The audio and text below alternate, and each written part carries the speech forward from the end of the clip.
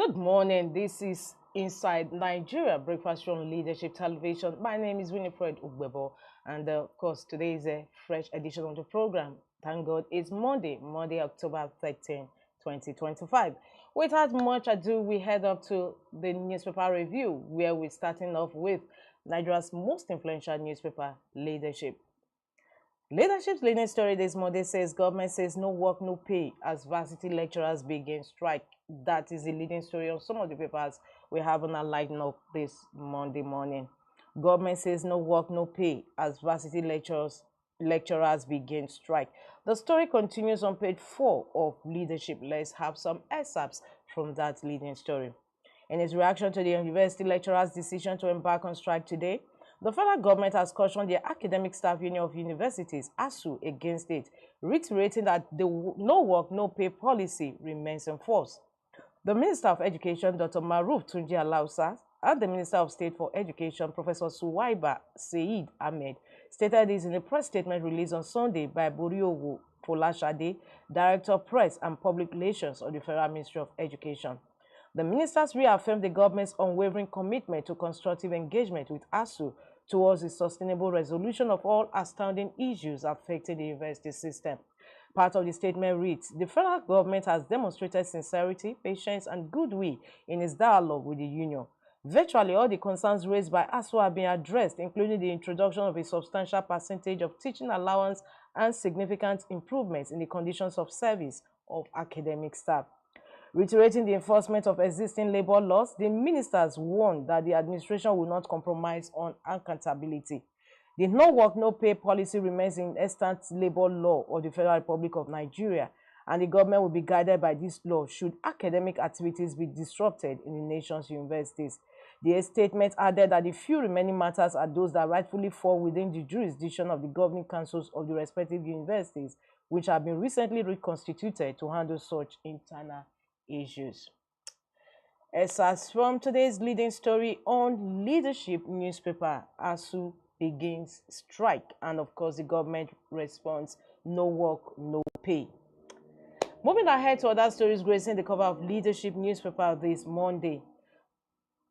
On the business boss of Leadership, 152.4 trillion naira debt, reduced borrowing, experts caution federal government. It's no longer news. The federal government actually is going borrowing again with cup in hand, as the President Bola Tinubu sent a letter to the National Assembly to approve some loans for the federal government. And experts have warned the federal government to refrain from fresh borrowing, and that if it must borrow for critical infrastructure, it must do so through equity financing. These experts who spoke to Leadership yesterday warned that while Nigeria continues to borrow at a time when our debt profile has risen above 150 trillion naira.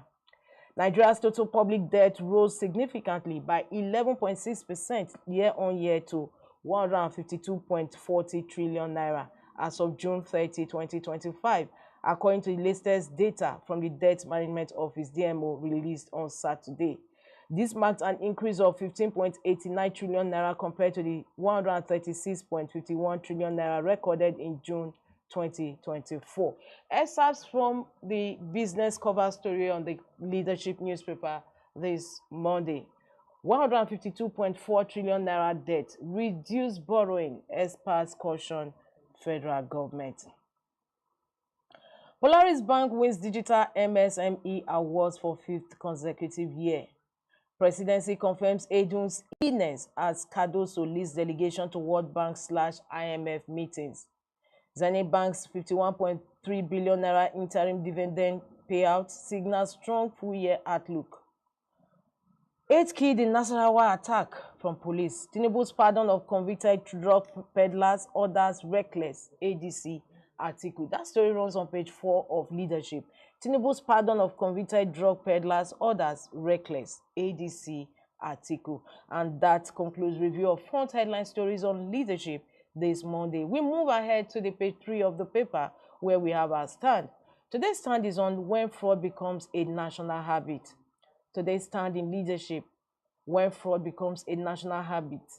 In December 2023, an online medium published an investigative story revealing how a Nigerian journalist working under cover working undercover, obtained a Cotonou University degree in just 6 weeks and even participated in the 1-year mandatory National Youth Service Corps (NYSC) program. This was only one of many incidents exposing the alarming rise of certificate forgery and related crimes in the country. Before that, in November 2020, a national daily reported staggering statistics from screening exercises in Niger and Plateau states. So shocking that one could believe there are more forged certificates in circulation in Nigeria than genuine ones. Disturbingly, the trend does not stop with junior workers or ordinary civil servants. It has become a recurring issue in the highest offices of the land. This is the background to the story today on the stand in leadership when fraud becomes a national habit. We move towards the conclusion where the paper actually takes a stand. It said, but beyond institutions, the deeper task is cultural reformation. We must restore pride in honest labor. Schools should teach integrity as rigorously as mathematics. Parents must stop teaching shortcuts as survival strategies. Success in a sewing society should be earned, not faked.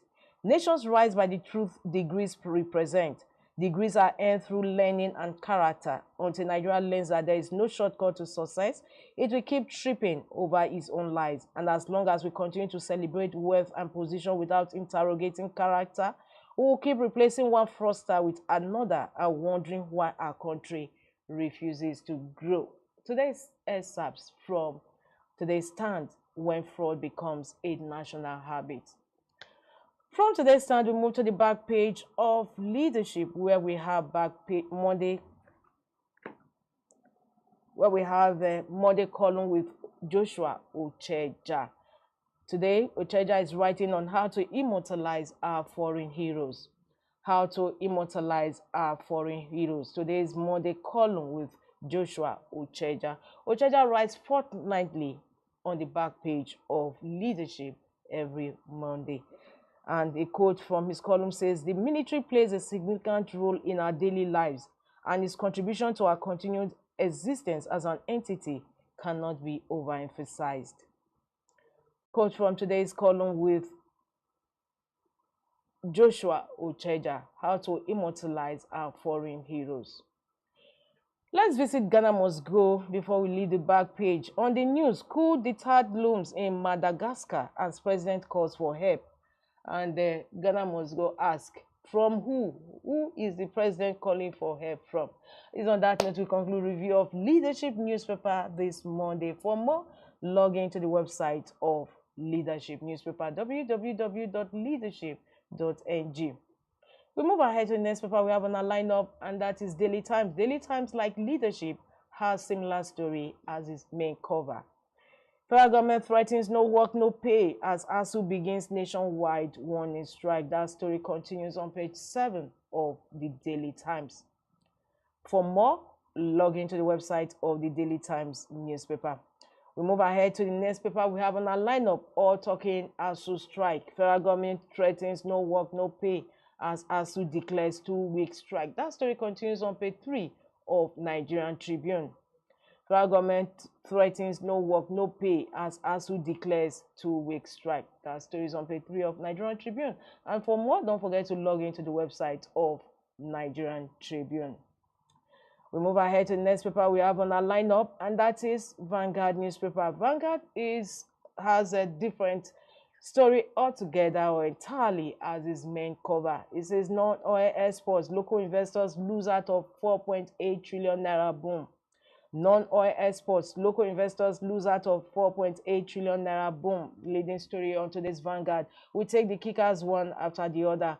Foreign rivals within cheap capital sidestepping export rules at muzzle local operators. Stakeholders decry funding crisis, port bottlenecks. Analysts demand shift to value addiction. NEPC reacts. Kickers to the leading story on Vanguard newspaper this morning. Capital sidestepping export rules at muzzle local operators. Stakeholders decry funding crisis, port bottlenecks. Analysts demand shift to value addition. NEPC reacts. Is on that note, we also conclude review of front headline story on Vanguard this Monday. For more, log into the website of Vanguard, www.vanguardngr.com. From Vanguard, we move to the next paper we have on our lineup, and that is The Guardian. Guardian's leading story is on the prerogative of mercy. President Bola Ahmed Tinubu granted 175 convicts recently during the Council of State meeting.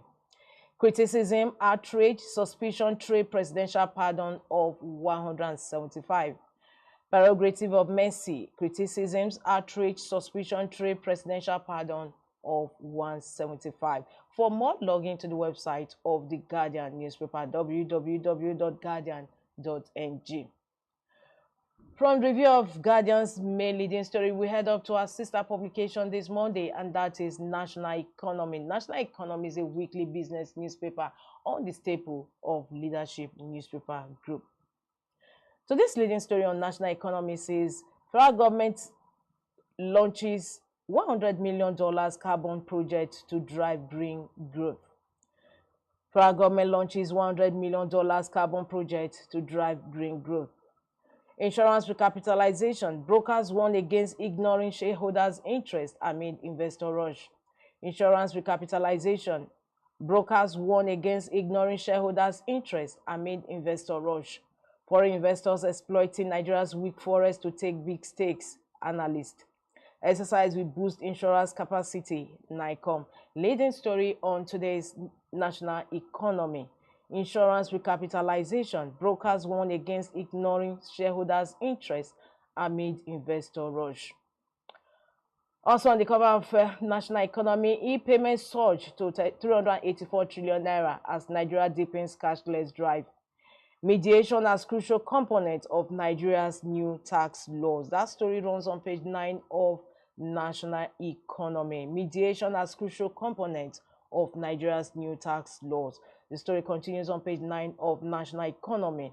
And from the cover, we move to the page 3 of the paper where we have the editorial. The editorial today, this Monday, is on building Nigeria's economic resilience before the next crisis. It says to be the unmatched medium in presenting Nigeria's economic news and data to the public and private sectors in an authoritative, factual, and analytical manner. This is the mandate of National Economy, and that is what they have as the editorial in National Economy today, Monday, October 13, 2025. It's on that note we bring to a close the review of a National Economy newspaper, a weekly business newspaper on the stable of Leadership Media Group this Monday. For more, don't forget to log into the website of National Economy, www.nationaleconomy.com. Well, viewers, it's on that note we conclude today's Inside Nigerian Leadership Television. For more, don't forget to log into the website of Leadership newspaper for continuation of those headline news story. Don't also forget to join us on this station for news on the hour. And until I come your way again, same time tomorrow for a fresh edition of the program. My name is Winifred Ogbevo. Thanks for joining us. Thank you for watching. For sponsorship and advert placements, please contact 080-3688-6158. Last Word Leadership Podcast Studio. You have the last word. Thank you for watching.